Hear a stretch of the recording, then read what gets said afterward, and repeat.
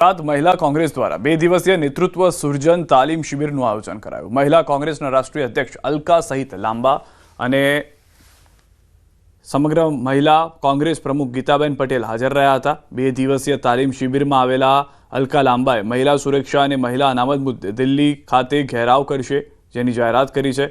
SIR મુદ્દે સંસદ સત્રમાં પણ કોંગ્રેસ હલ્લાબોલ કરશે।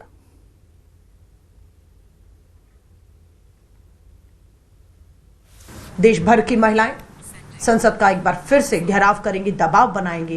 मुद्दा वही रहेगा, महिला सुरक्षा और आरक्षण लागू करना।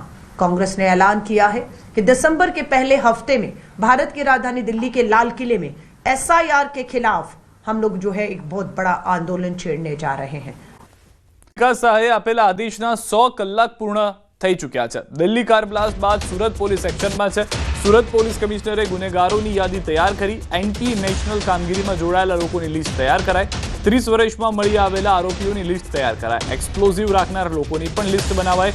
ટેરર ગુનાના સંડોવાયેલા આરોપીઓની પણ લિસ્ટ તૈયાર। એનડીપીએસના સપ્લાયમાં સંડોવાયેલા લોકો પર નજર। કુલ 6 પ્રકારના ગુનામાં પકડાયેલા લોકોની લિસ્ટ તૈયાર થઈ છે। કુલ 3800 લોકોની લિસ્ટ તૈયાર કરાઈ છે। 2400 લોકોના ડેટા પણ તૈયાર કરાયા છે। 2 દિવસમાં તમામ કાર્યવાહી પૂર્ણ કરવામાં આવશે। 2002માં સિમ્મીનો કેસમાં 11 લોકો પકડાયા હતા। 700થી વધુ આરોપીઓના ફોટા સાથેની લિસ્ટ તૈયાર થઈ ગઈ છે। तो टोटल लगभग 3800 જેટલા લોકો થાય છે।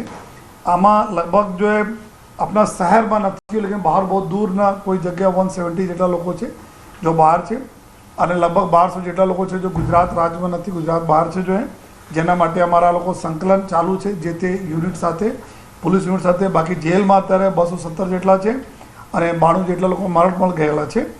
અને તો આ બધાના અગર અમે કાઢીએ તો કરીબ 2400 લોકોના ડેટા અમે મળે છે, જેના એકદમ જો અમારા સૌથી વધારે આ લોકો જો ટાર્ગેટમાં છે। અને એના જ લઈને અત્યારે અમે લગભગ જો 700થી વધુ લોકોના ડોઝિયર તૈયાર કરી લેવામાં આવેલા છે।